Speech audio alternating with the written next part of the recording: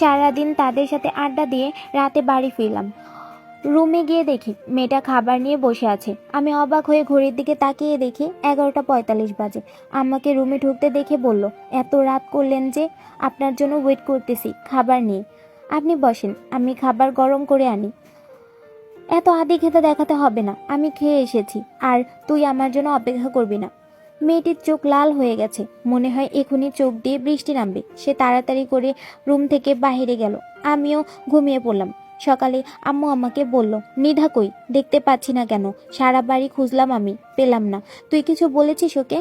আমি বললাম, নিধাটা আবার কে? আমি তাকে চিনি নাকি যে তাকে কিছু বলবো? আম্মু রেগে গিয়ে বলল, তুই বৌমার নামটা পর্যন্ত জানিস না? অসভ্য কোথাকার। আমি ভাবতেছি, দেখতে যেমন কালি, নামটাও ঠিক অন্ধকারের মতোই। একটু পর নিধা কই থেকে যেন আসলো। আম্মু তাকে জিজ্ঞেস করলো, কোথায় ছিলে মা? নিধা বলল, ছাদে গেছিলাম ফুল গাছে পানি দিতে। পানির অভাবে ফুল গাছগুলো মরেই যাচ্ছে। আম্মু বলল, ভালোই করেছো, আমি তো সময়ই পাই না। আমি রুমে চলে আসলাম। একটু ফেসবুকে গিয়ে দেখি আমার এক্স গার্লফ্রেন্ড নীরা মেসেজ দিয়েছে। নীরা জিজ্ঞেস করলো, বিয়ে করেছো শুনলাম। আমি বললাম, করেছি। সে বলল, তা ভাবিকে কবে দেখাবে? খুব দেখতে ইচ্ছে করছে। আমি বললাম, দেখাবো, সময় হোক। বলে ফোন রেখে ঘুমিয়ে পড়লাম। ঘুম থেকে উঠে দেখি কালিটা আমার সামনে দাঁড়িয়ে আছে। আমি বললাম, কিছু বলবি?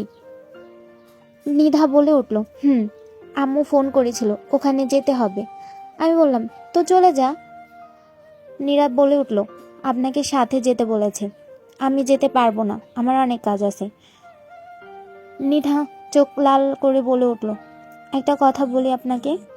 আমি বললাম, কি বলবি? তাড়াতাড়ি বল। আমাকে যখন পছন্দ না, তখন বিয়ে করলেন কেন?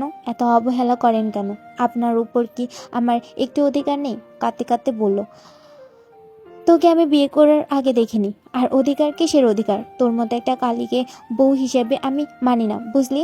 কাঁদতে কাঁদতে নিধা রুম থেকে চলে গেল। আমিও বাসা থেকে বের হয়ে বন্ধুদের সাথে আড্ডা দিতে গেলাম।